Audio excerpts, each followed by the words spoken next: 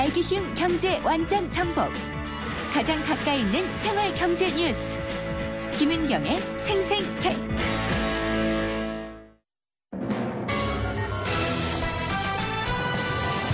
경제 뉴스의 진실과 오류. 생생경제가 떴다.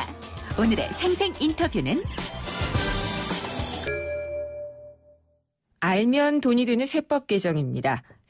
김은경의 생생경제 3부 시작하도록 하겠습니다. 지난주 정부가 세법 개정안을 발표를 했어요. 개인들의 실생활과 직결되는 내용이 많은데 그중에서 가장 관심이 가는 건 아무래도 만능통장으로 불리는 개인종합관리계좌 ISA입니다. ISA는 무엇이고 또 세제 혜택을 받기 위해서는 어떻게 운용을 해야 될지 꼼꼼하게 알아보도록 하겠습니다. KB국민은행 대치 PB센터의 신동일 PB팀장님을 전화 연결하겠습니다. 안녕하십니까? 네, 안녕하세요. 예, 정말 이게 만능통장인가 궁금하기도 한데요. 개인종합관리계좌 ISA, 이게 근로자들의 재산 형성을 돕겠다는 상품인데요. 구체적으로 어떤 것인지 설명해 주시죠. 네, 정부가 내년부터 개인종합자산관리계좌, 즉 ISA를 도입하기로 했는데요. 그동안 이제 고객 입장에서는 마땅한 절세 상품이 좀 없어서 고민을 많이 했었는데, 이 상품은 이제, 가입 기간 5년 기준으로 해서, 발생한 이익이 200만 원까지, 절세 혜택이 있기 때문에 관심이 많은 것 같습니다. 그러면은 이게 그동안에 재형저축 다시 한번 출시가 됐었고요. 소득공제 장기펀드, 소장펀드도 나왔었는데 이것들이 이제 세제 혜택이 없어지게 되니까 ISA가 이 자리를 대체하게 된다. 이렇게 봐도 되는 건가요? 예, 그렇습니다. 그동안 이제 재형저축은 그 7년 유지 시 비과세 혜택을 받을 수 있었고요. 네. 그 소득공제 장기펀드는 납입액의 40% 범위 내에서 소득공제 혜택을 받을 수 있었는데 사실 이제 이런 혜택들은 그 가입 자격이 있었습니다. 네. 예, 그렇지만 이제 그 만능 종합 계좌가 도입이 되면 이제 이런 부분이 좀 더 다양한 고객들한테 혜택이 돌아갈 것 같습니다. 그리고 다양한 금융상품이라고 하는 거는 펀드, 뭐 예금, 적금, 보험 이런 것들이 다 이 한 통장에서 옮겨가면서 투자할 수 있다는 데서 얘기가 되는 거죠? 네, 그렇습니다. 다만 이제 보험을 제외한 네. 예금, 펀드, 파생결합증권, 파생상품, 예. 예, 저희가 이제 보통 그 ELS라는 주가 연계 증권을 말하는데 그런 투자형 상품까지 편입해서 같이 활용할 수 있습니다. 네. 근데 팀장님 이게 5년이면 재형저축이 7년이었기는 한데 5년도 사실 좀 길거든요. 이렇게 묻어둘 수 있는 사람이 많을 수 있을까 이런 생각은 좀 드는데요. 그렇죠. 그런 게 어떻게 보면 이제 이 상품의 단점이라고 할 수 있는데 네. 그 중도 해지가 이제 5년간 불가능하다는 얘기거든요. 네. 그래서 이제 종잣돈을 처음 모으시는 고객한테는 5년간 환매 제한이 있다는 조건이 다소 강제적으로 종잣돈을 마련하면서 200만 원까지 절세 효과를 볼 수 있는 장점이 있고요. 네. 그래서 이제 그 어떤 그 종잣돈을 처음 모으시거나 이제 재테크 초년병 같은 경우에는 적립식 펀드라든지 ELS 주가 연계증권을 활용을 해서 종잣돈도 모으고 절세 혜택으로 좀 접근하시면 좋을 것 같고요. 네. 이제 기존의 그 VIP 어떤 그 자산가 고객들은 금융소득 종합과세 2천만 원 그 한도에서 조금 약간 오버하느냐 또는 그 미만으로 하느냐에 고민이 많으셨는데 네. 이를테면 이제 한 1,800만 원 정도 금융소득이 발생하시는 분이 한 200만 원 정도가 오버되면 이제 금융소득 종합과세 대상자로 되지 않습니까? 네. 이럴 경우에 이제 이런 그 ISA 계좌를 활용을 해서 예를 들면 그분들이 주로 많이 활용하는 상품 중에 ELS 같은 상품이 1억 정도만 가입을 하셔도 네. 연 6%라면은 이제 600만 원 정도 소득이 발생하기 때문에 이런 부분 이 ISA 계좌를 활용해서 조금 줄여 나갈 수도 있다고 보여집니다. 약간 헷갈리는 게 금융소득 종합과세 대상자들은 네. ISA에 가입이 안 되는 거 아닌가요? 그러니까 이제 금융소득 종합과세 대상자가 되기 전인 금융소득 2천만 원 이하의 그 분들은 예. 사실 이제 금융 소득이 오버되지 않도록 네네. 그동안 이제 보험 상품이라든지 여러 가지 이제 국내 주식형 펀드라든지 기존에 이제 조금 비과세 혜택이 될 수 있는 부분을 활용을 했었는데 상대적으로 이제 그 금융 상품을 활용하는 데 있어서 약간의 제한이 따랐지 않습니까? 네. 그런데 이제 ISA 계좌는 그 200만 원 한도 내에서 그 5년이라는 이제 중도해지 어떤 그런 제한 기간이 있지만 어쨌든 조금 5년 이상의 어떤 장기 상품을 활용을 해서 절세를 조금 활용할 수가 있기 때문에 네. 금융소득 종합과세가 그 일부 한 50만 원에서 100만 원 차이로 오바가 예상되는 분들은 이 상품을 조금 적극적으로 상담을 통해서 활용한다면 절세가 많이 도움이 되실 것 같습니다. 그러면은 이게 근로자들의 재산 형성이라기보다는요, 좀 네. 돈이 좀 있고 금융소득 올리는 분들에게 도움이 되는 제한적인 비과세 상품 아닌가요? 이제 그렇게 오해할 수 있는데, 예. 이제 그 금융소득 2천만 원에서 조금 이제 그 오바가 걱정되는. 그러니까요. 금융소득이 2천만 2천만 원 되기가 쉽지 않아서. 네네, 예. 그렇죠. 말씀하신 부분이 옳은 부분도 있는데, 네. 이제 그런 분들하고 원래 이제 주 대상은 그 정부의 도입 취지대로 일반 이제 그 고객님들이 절세 상품이 많이 부족했었는데 가입 조건이 있었고요. 그런 거를 이제 ISA가 도입됨으로써 조금 장기적으로 그 종잣돈 마련이라든지 자산을 형성하는 데 도움을 드리고 200만 원까지 이제 그 절세 혜택을 보실 수 있는데 다만 이제 이제 해외 주식 투자 전용 펀드가 내년부터 3천만 원까지 도입이 예정돼 있지 않습니까? 네. 그래서 이제 이 ISA 계좌와 해외 주식 투자 전용 펀드 계좌를 장단점을 좀 파악을 해서 적절하게 활용하시면 도움이 많이 되실 것 같습니다. 비과세 해외 주식형 펀드가 허용이 된다. 예. 네, 종전까지는 이제 예를 들면 뭐 중국 쪽에 투자되는 해외 주식 펀드 같은 경우에는 네. 15.4% 과세를 다 했었거든요. 근데 내년부터 이제 해외 주식 투자 전용 펀드가 도입이 되면 그 3천만 원까지는 비과세 혜택을 보실 수가 있기 때문에 네. 해외 주식 그 투자 전용 펀드 같은 경우에는 주로 해외 주식형 펀드 절세 수단을 좀 활용하시면 좋을 것 같고요. ISA는 그 외에 ELS 주가 연계 증권 상품이라든지 종전에 이제 정기예금 등 과세 상품에 대해서 절세 상품으로 좀 활용하면 도움이 되실 것 같습니다. 알겠습니다. 그리고 이 체크카드와 이번에 세법 개정을 통해서 체크카드와 현금 영수증 소득공제율이 1년 동안 한시적으로 늘어난다고 하더라고요. 그러면은 네, 그때 체크카드와 신용카드의 비율을 얼마나 사용을 해야지 되나 뭐 이런 것들이 작년에도 논란이 많이 있었잖아요. 네, 개인적으로 다 이제 좀 다르겠지만 기본적으로 이제 신용카드는 예를 들어서 연봉 5천만 원인 직장인 기준으로 해서 연봉이 25% 초과되는 1,250만 원부터 이제 절세 효과가 발생합니다. 네. 그래서 예를 들면 카드를 1,800만 원 정도 사용했다고 가정할 경우에 신용카드는 1,250만 원, 체크카드는 한 550만 원 정도 활용하면 단순히 체크카드만 사용하는 것보다 12만 5천 원 정도 이득인 결과가 나오거든요. 네. 예, 그래서 이제 그 개인의 연봉에 따라서 신용카드와 체크카드를 좀 활용하시되 다만 이제 신용카드는 1,250만 원 이하일 경우에는 각종 할인 혜택이나 이런 것을 좀 적극적으로 활용하시면 도움이 되실 것 같고요. 네. 그걸 오버하는 금액에 대해서는 체크카드를 쓰는 것이 좀 더 유리해 보입니다. 저는 이게 항상 헷갈리더라고요. 사실 이렇게 기준을 다들 전문가들이 얘기를 해주시기는 하는데 딱 맞추기가 쉽지는 않은 것 같고요. 그리고 이번에 그 개별 소비세가 조정이 되면서 좀 미뤄졌잖아요. 네, 에어컨이나 냉장고 이런 것이 이제 개별 소비세가 5% 있었는데 그것이 없어질 경우에는 근데 그것을 조금 그동안 사실 에어컨이나 냉장고 이런 필수적인 부분도 있는데 이런 거를 조금 활용해서 구입하시면 도움이 되실 것 같습니다. 네, 그러면 개별 소비세 폐지까지는 좀 구매를 미루는 게 유리하다라고 얘기할 수가 있겠네요. 네네, 그렇습니다. 네. 또 마지막으로 지금 그러니까 저금리 시대에는 정말 재테크라는 게 절세잖아요. 절세 세제 혜택을 받는 건데 어떤 것들 좀 기억하면 좋을지 놓치는 게 있을 것 같아서 좀 짚어주시면 좋겠습니다. 네, 사실 그 ISA 계좌 자체, 도입 자체는 굉장히 긍정적이라고 보여지고요.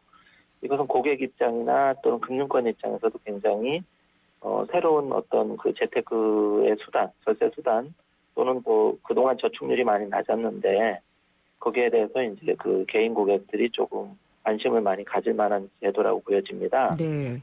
이 제도를 적극적으로 좀 활용하시고 해외 주식 투자 전용 펀드도 역시 내년에 도입될 예정이기 때문에 지금 해외 주식 그 펀드라든지 이런 쪽에 그 많이 조정을 받고 있지 않습니까? 네. 그래서 이제 이런 쪽에 그 분할 매수 전략으로 조금 생각을 하시면서 내년에 이 제도가 도입됐을 때 조금 그 적극적으로 활용하시면 도움이 되실 것 같고요. 네. 그 다음에 이제 그 절세도 매우 중요하긴 하지만 그 여유자금 범위 내에서 그 개인적으로 이제 10,000원이나 20,000원 이렇게 매주 또는 매월 자기 한도에 맞게 좀 전략을 하셔가지고 네. 그 여유자금을 만들어서 조금 주식이라든지 펀드에 장기 우량 주식이나 펀드에 좀 장기적으로 투자를 하신다면 예. 종잣돈 마련이나 어떤 그 본인의 재무적인 목표를 달성하는 데 도움이 많이 되실 것 같습니다. 알겠습니다. 오늘 말씀 잘 들었습니다. 감사합니다.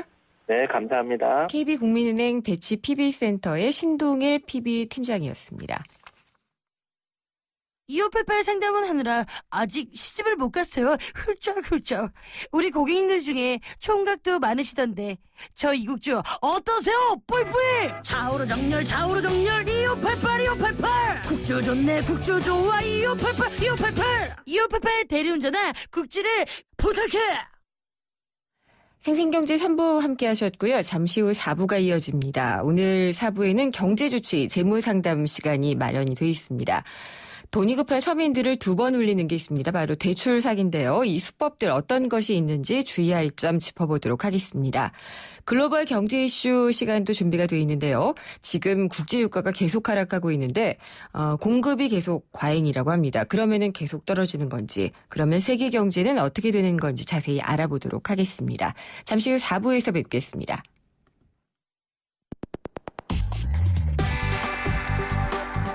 어려운 경제학은 가라. 귀에 쏙쏙 들어오는 김인경의 생생경제.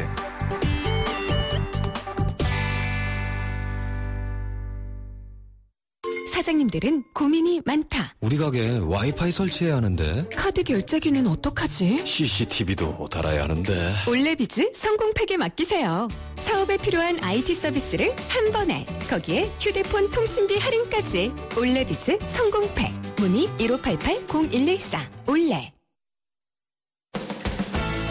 든든한 우리 집 경제주치 생생주치. 경제주치 시간입니다. 오늘 재무상담 시간인데요. 말씀드린 대로 이 대출 사기가 기승을 부리고 있고 최근에는요. 큰 금액보다는 굉장히 작은 금액을 가지고 뜯어내는 소액 사기가 늘어났다고 합니다.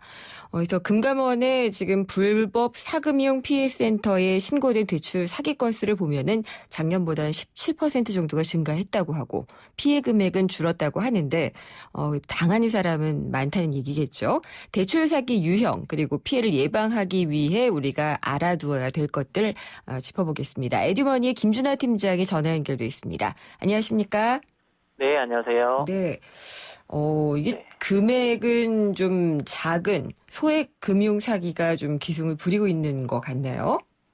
예, 그렇습니다. 보면 요즘은 이제 뭐 소액 대출 이런 걸 믿기로 해서 뭐 공증료, 보증보험료, 인지세 뭐 이런 것들을 이제 받는 네. 소액 사기가 훨씬 늘어났기 때문에 말씀드린 대로 피해 금액은 줄었지만 오히려 사기 건수는 더 늘어난 상황입니다. 그러면은 이들이 미끼를 뿌리는 거는 어떤 방법인가요?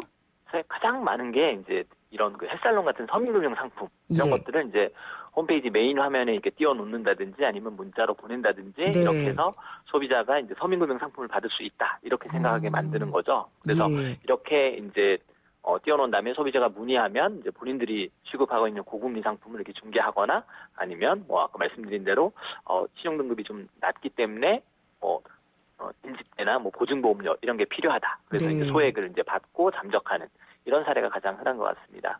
나쁜 사람들이군요, 이거. 네, 맞습니다. 예, 근데 네. 서민금융을 이용하려다 그러면 오히려 사기를 당하는 경우인데 문자 네. 저도 받아본 적 있거든요. 근데 이 문자 네. 보내는 데는 어딘가요? 일단은 그 기본적으로 이제 스팸 문자로 이제 정보 지원 대출 가능하다. 네. 뭐 한도가 얼마까지 가능하다. 또 예. 심지어는 가승인이 낮다. 이렇게 이제 문자들이 막 오는데 예. 사실 이런 문자들은 100% 이제 사기라고 생각하시면 되고요. 100%가 사기다. 예, 그렇죠. 예. 이제 기본적으로는 대출 자체가 그 대출하려는 사람이 금융사에 문의했을 때 뭐 대출 가능한 게 조회한다든지 이렇게 하는 거지. 네. 먼저 뭐 대출 가능하니까 신청해라라고 이제 안내하지는 않고요. 맞아요. 제가 사실 개인 저도- 정보를 준 예. 것도 아닌데. 그쵸? 그렇죠. 예. 맞습니다. 저도 그 자산관리공사에 인가받은 대출 모집 법인이라면서 전화를 받은 적이 있는데요. 팀장님한테요? 예. 네, 사실 예. 그 이런 한국자산관리공사에서는 대출 모집 법인을 쓰는 일이 한 번도 없습니다. 그렇죠. 게다가 이제 바꿔드리는 상태도 마찬가지고요. 그래서 사실 100% 이제 사기가 되는 거죠. 그리고 이렇게 해서 이제 이분들이 연락을 되면 뭐 신용등급이 안 맞으니까 아니면 네. 한 몇 개월 쓰면 대환이 가능하니까 이렇게 해서 이제 대출을 받게 하거나 아니면 이제 일부러 이제 본인 계좌로 입금을 해달라 이렇게 하기도 하고요. 또 요건 맞추려면 보증보험 가입해야 되니까 보증보험 수수료 뭐 4-50만 원 정도 입금을 해달라 이렇게 이제 요구를 하는 거죠. 그리고 잠적을 하는군요. 예, 그렇게 되는 거죠. 네. 햇살론, 세이망호씨 이런 이름을 약간씩 바꿔서 헷갈리게 하는 수법으로도 끌어들이는 것 같더라고요. 예, 아까 이제 정부에서 하는 게 햇살론이라고 했는데 네. 사이트에 보면 햇빛론 뭐 이런 사이트가 있어요. 네. 그래서 마치 이제 착각하게 만들고요. 뭐 2가지, 3가지 상품을 이렇게 섞어서 이렇게 예. 얘기하는 경우도 있고 또 요즘 보니까 그 신문 기사처럼 이렇게 광고를 만들어요. 그런 게 있죠. 예, 그러다 보니까 뭐 이런 게 가능하다. 이렇게 신문 기사를 보고 연락을 했는데 사실은 그게 광고 사이트인 거죠. 네. 그리고 최근에는 이제 개인회생이나 파산하신 분들 같은 경우는 이제 대출이 제한될 수밖에 없잖아요. 그래서 이런 분들을 대상으로 해서 뭐 개인 회생자 대출, 개인 파산 면책자 대출 뭐 이렇게 만들어서 이런 분들한테 당장 돈이 급하니까 이제 이런 분들이 이제 피해를 당하게 되는 거죠. 이것도 100% 사기라고 보면 되나요? 네, 그렇죠. 이제 회생이나 파산 같은 경우는 신용도에 따라서 달라지는 부분이기 때문에 네. 회생 파산자를 위한 대출이 따로 있지는 않습니다. 그렇군요. 그리고 아까 자산관리공사에서 네. 관련이 돼 있다고 전화를 받으셨다고 하셨잖아요. 이렇게 공공기관 혹은 뭐 금융사를 사칭하는 경우도 많을 텐데 주로 이 사칭하는 기관이 어딘가요? 일단 말씀드린 대로 공공기관은 한국자산관리공사, 그 다음에 이제 바꿔드림론 실행하고 있는 국민행복기금, 예. 그다음에 가장 많이 알려진 뭐 상품 햇살론 이런 것들을 사용하고 있고요. 네. 그다음에 이제 금융사를 사칭하는 경우도 많은데 가장 많은 데가 캐피털입니다. 그래서 캐피탈. N캐피탈, H캐피탈 한 번씩은 다 받아보셨을 거예요. 근데 이런 것들도 사실 문자로 이 대출 광고를 하지 않습니다. 근데 이제 마치 이제 그쪽에 속해 있는 것처럼 해서 이런 사기 행각을 벌이는 거죠. 그리고 개인정보가 사실 많이 유출이 되어 있잖아요. 그래서 이걸 예, 도용해서 맞습니다. 사기를 하는 경우도 있죠. 예, 사실 개인정보가 워낙 많이 이제 유출이 되어 있는 상태인데, 이런 경우에 대부분 이제 신용조회 기록이 안 남는다. 그리고 믿을 수 있다. 안심 상담. 이렇게 이제 문구 자체가 굉장히 과장된 문구를 우선 사용을 하고요. 그다음에 이제 상담을 하면서, 추가적으로 개인정보가 필요하니까, 이런 것들을 보내달라. 예를 들어서 뭐 체크카드나 신분증 사본, 그 다음에 통장 사본을 보내달라. 근데 이런 거 같은 경우는 이제 나중에 대포통장이나, 다른 이제 체크카드를 이용한 사기, 이런 것들에 이제 2차 피해까지 당할 수 있는 경우도 생기는 거죠. 네. 이런 사기 피해를 방지하려면은 무조건 의심하는 수밖에 없나요?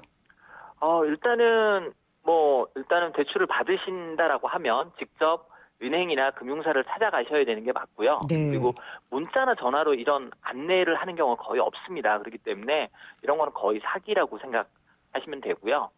그다음에 두 번째 이제 대출을 받는다고 했을 때 필요한 비용들 이런 것들을 미리 요구하는 금융사는 없습니다. 그래서 뭐 보증 수수료, 공증료 이런 것들을 먼저 입금해 달라. 이러면 당연히 이제 의심을 하셔야 될 것 같고요.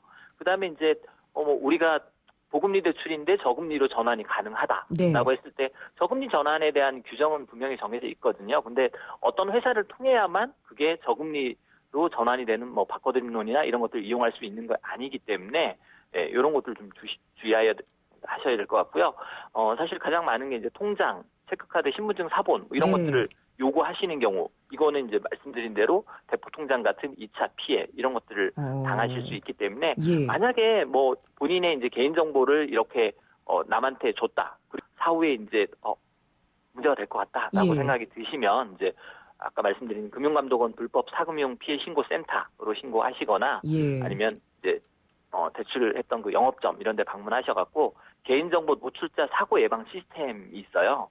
여기다 이제 등록을 하시면 그 2차적인 금융 피해를 좀 막으실 수 있습니다. 네. 그다음에 만약에 대출 사기 피해를 당하셨다라고 하면 가장 먼저 신고해야 될 게 경찰청입니다. 그다음에 이제 은행 영업점이나 이런데 지급정지 요청을 하시고 그다음에 이제 경찰서에 가셔서 사건 사고 사실 확인원 이런 것들을 받으셔갖고 신고한 은행에 이렇게 제출을 하시면 혹시 이제 그 통장 안에 돈이 남아 있다면 지급정지가 됐을 때 남아 있다면 그것을 다시 반환받으실 수 있습니다. 무서운 세상인데요. 근데 팀장님이 이런 상담도 꽤 많이 하실 것 같거든요. 네, 사실 서민금융 이런 상담들이 굉장히 많습니다. 네. 실제 사례 중에서 정말 이거는 주의를 해야지 될 것 같더라 해서 들려주실 만한 사례는 없을까요? 예, 사실 가장 많은 게요. 굉장히 친근하게 그러니까 내가 고금리를 쓰고 있다는 것을 알고 접근하는 이런 경우예요. 그래서 고금리를 쓰고 계시는 걸 알고 있는데 실제 이번에 선생님이 저금리 대상자로 지원이 되십니다. 라고 하면 분명히 고금리 대출을 쓰고 있어서 이자가 높아서 부담스러운데 이게 저금리로 가능하다니까 바로 이제 연락을 하게 되고요. 그다음에 이제 전화번호나 문자 이런 것들을 대부분 이제 특정 회사의 특정 직책까지 다 이용해서 문의를 하게 되고 의심스러우면 전화를 직접 해보시라라고 해서 그 은행에 전화를 하면 그런 분이 계시다 이런 답변을 받아서 이렇게 신뢰감을 높이는 이런 케이스들이 있기 때문에 사실 대출을 받으실 때 전화로 대출을 받는 것 자체가 굉장히 위험하기 때문에 우선 전화로 대출 광고 이런 것들 온다라고 하면 이건 100% 무시하셔야 될 것 같습니다. 통장 사본이나 신분증 사본 이 정도만 유출이 되어도 대포 통장으로 활용될 가능성이 있어요? 예, 충분히 가능하죠. 이미 이제 개인 정보들이 어느 정도 유출돼 있기 때문에 통장 사본을 통해서 이 계좌 통장을 분실했다. 이렇게 해서 통장을 새로 발급받을 수도 있고요. 또 인터넷으로 이제 온라인 뱅킹 같은 게 가능하잖아요.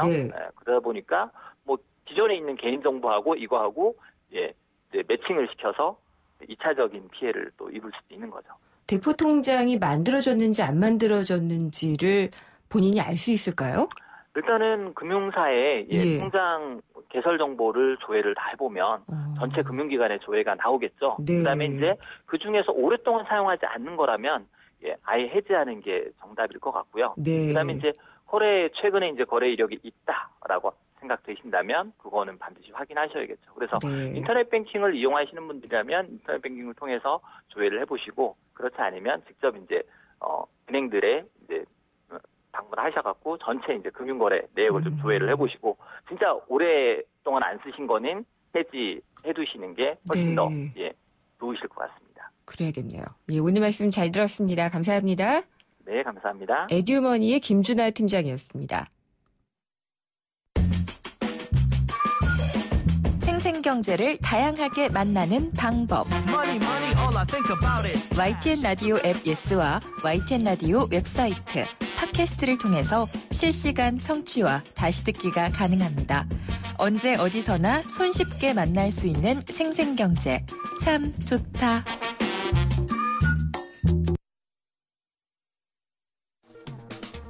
대외 의존도 높은 한국 경제의 필수 지침, 세계 경제가 우리 장바구니에 미치는 영향.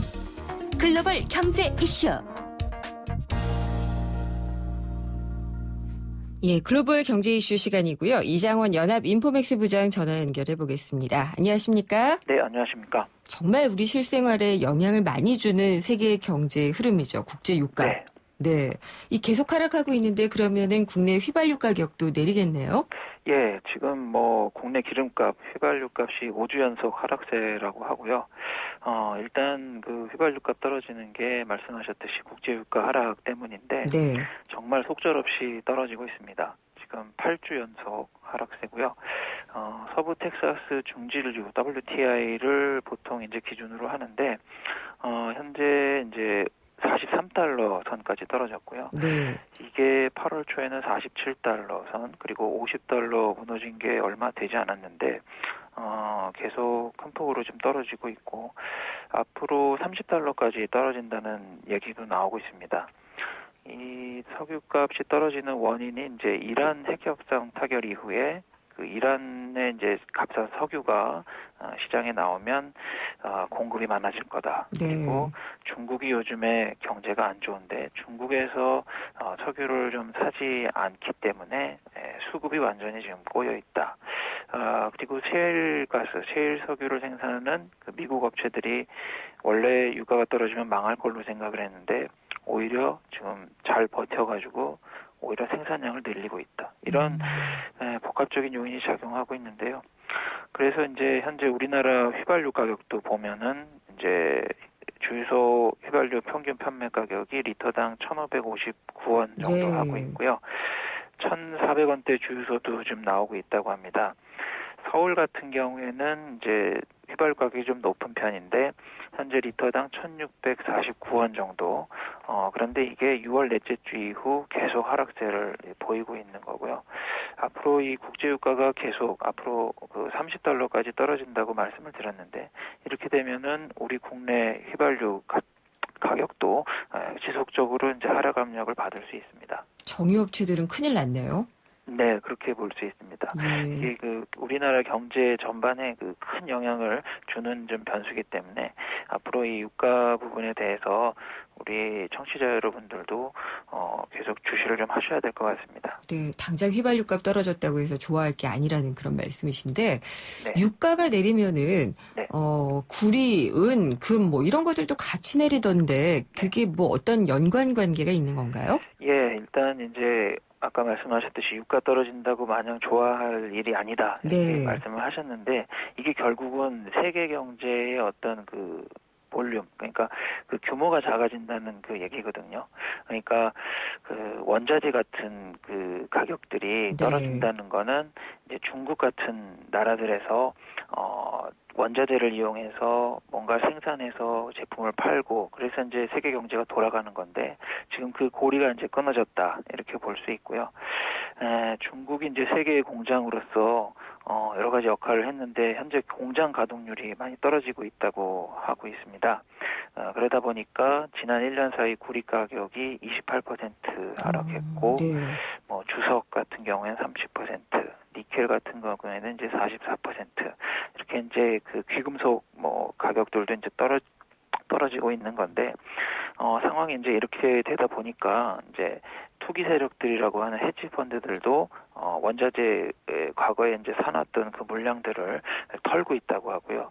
또 이제 매크로 거시경제 측면에서 보면은 이제 앞으로 미국이 금리를 올리면 달러 강세 현상이 나타나는데 달러가 강세를 나타내면 원자재 가격이 또 하락 압력을 받게 되고 그러니까 원자재 가격은 중국 그다음에 미국 금리 인상 그리고 헤지펀드 이런 그 여러 가지 영향들이 복합적으로 작용해서 당분간 좀 어려운 상황을 겪을 것 같습니다. 정말 원자재 시장 같은 경우에는 헤지펀드라든지 이런 것들이 굉장히 추격하면서 오잖아요. 내리면은 내리는 대로 그냥 확 오고 오르면 오르는 대로 베팅을 하고 이러면서 시장의 쏠림도 굉장히 심한 것 같더라고요. 예, 이런 그 헤지펀드를 스마트머니라고 하는데요. 과거에 2008년 미국 금융위기가 왔을 때도 이 헤지펀드들이 먼저 원자재 물량을 털어내면서 예, 그 유가라든가 뭐 이런 것들이 이제 급락했고 당시 유가가 이제 150달러 하던 게 거의 한 60달러까지 이제 떨어지고 그랬는데 지금도 그 당시와 같은 상황이 나타날 수 있다. 이런 좀 약간 불길한 전망도 나오고 있습니다.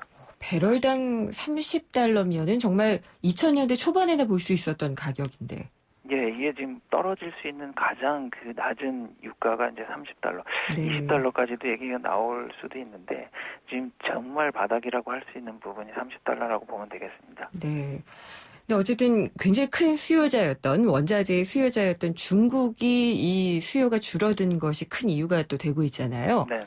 중국은 경기가 좀 많이 안 좋아지는 게 지표로도 확인이 되고 있잖아요. 네. 지금 최근에 나온 지표 중에 대표적인 게 중국은 이제 수출을 해서 이제 경제가 이제 돌아가는 그런 나라인데 이 무역 지표가 어제 일요일 저녁에 이제 나왔는데요. 여기서 나온 지표를 보면은 굉장히 안 좋은 시그널을 나타내는 게 이 불황형 흑자라는 그 말이 있어요. 네. 중국이 최근에 나타난 이 지표를 보면 불황형 흑자의 어떤 모습을 보이고 있다. 불황형 흑자라는 게 뭐냐면 이제 수출이 늘어나서 무역 흑자를 나타내는 어떤 선순환적인 그런 흑자가 아니라 수출도 줄고 수입도 주는데 수입이 더 많이 줄어서 흑자를 나타내는 네. 그런 거를 이제 불황형 흑자라고 하는데 우리나라도 대표적이잖아요. 예, 우리나라도 지금 예. 뭐 30개월 넘게 지금 그렇죠? 이런 상황이 계속되고 있는데 중국도 지금 지표를 뜯어봤더니 수출도 8% 줄었고 수입도 8% 줄었고 그러면서 무역 흑자 폭이 줄어들었다. 그런데 흑자는 계속 유지하고 있다. 이게 이제 이 중국 그 현재 상황인데 겉으로 보기에는 괜찮은 것 같지만 이제 속을 들여다 보면은 이제 병이 들어가고 있다. 네. 이렇게 좀 분석을 하고 있고요.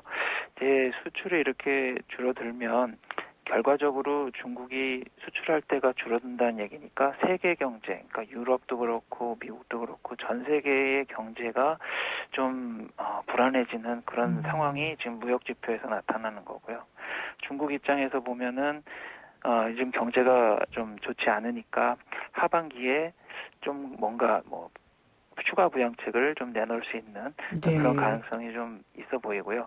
오늘 중국 증시가 한 5% 정도 올랐는데 이게 이제 하반기에 중국이 재정 투입을 통한 뭐 내수 부양이라든가 금리 인하라든가 이런 부양책을 쓰지 않겠느냐 이런 좀 기대가 일면서 중국 증시가 좀 반등하는 그런 모습을 좀 보이고 있습니다. 네. 더 할 수 있는 부양책이 있기는 있나 보네요. 마른 수건 안내듯이 예. 계속 해야 되는데 뭐 지급 준비율 금리 인하는 계속 할 수 있는 카드가 될 수 있습니다. 네. 어쩐지 우리나라랑 좀 비슷하다는 생각이 계속 들기는 하네요. 네. 네. 뭐 세계 경제가 비슷해진다는 그런 네. 얘기가 계속 나오고 있는 상황인데 예, 뭐 말씀하신 대로 좀 비슷한 국면인 것 같습니다. 스포츠 브랜드 하면은 뭐 나이키, 아디다스, 뭐 양대 산맥이라고도 볼 수 있을 것 같은데요. 네. 나이키가 잘 나가고 아디다스가 좀 못 나가는데 네. 이 아디다스가 굉장히 만회하기 위한 자구책을 마련을 하면서 발버둥을 치고 있다고 하네요. 예, 일단 이제 미국 시장을 이제 초점을 두고 있는 것 같고요. 미국 시장에서 나이키가 좀 잘 나가고 있고 아디다스가 좀 뒤떨어지고 있는데 이거를 이제 뒤집기 위해서 아디다스가 이제 NFL 그리고 메이저리그 그러니까 미국의 유명한 운동선수들 500여 명과 후원 계약을 맺고 네. 이걸 통해서 마케팅을 해서 시장 점유율을 높여나가겠다. 예. 이게 이제 첫 번째 그 아디다스의 전략이고요. 그 다음에는 이제 여성들을 타겟으로 한 스포츠 용품을 개발해서 네. 매출을 늘리고 있다. 요즘에 이제 뭐 여자 축구라든가 여자들이 이제 많이 하는 종목들이 좀 인기를 끌고 있는데 그런 부분에 좀 마케팅을 해서 네. 시장 점유율을 늘리겠다.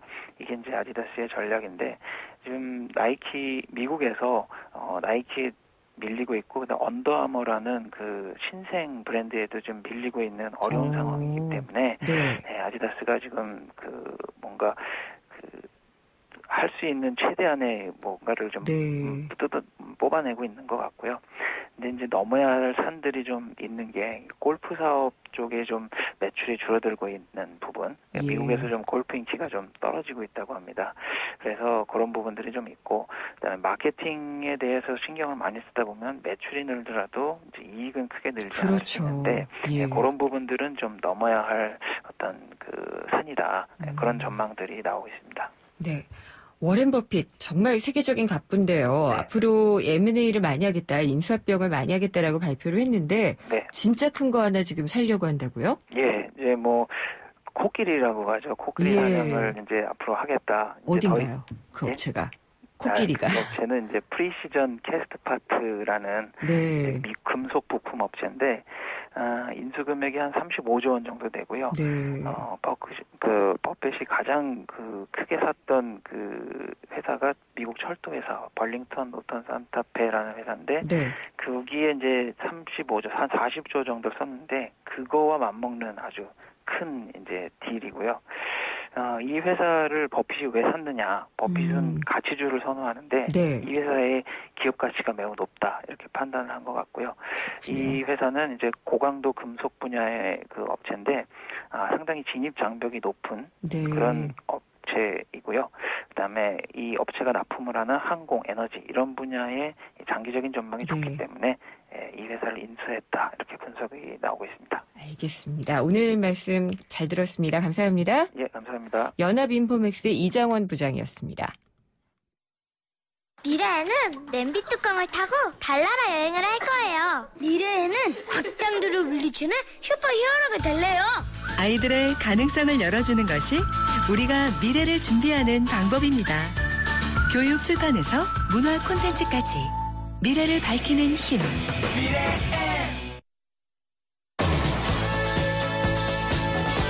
김윤경의 생생경제 4부 포스코와 함께했습니다. 오늘 준비한 선물 받으실 분은 2055님이고요. 제작진이 따로 연락드리겠습니다. 저는 다음 시간에 찾아뵙겠습니다. 김윤경이었습니다.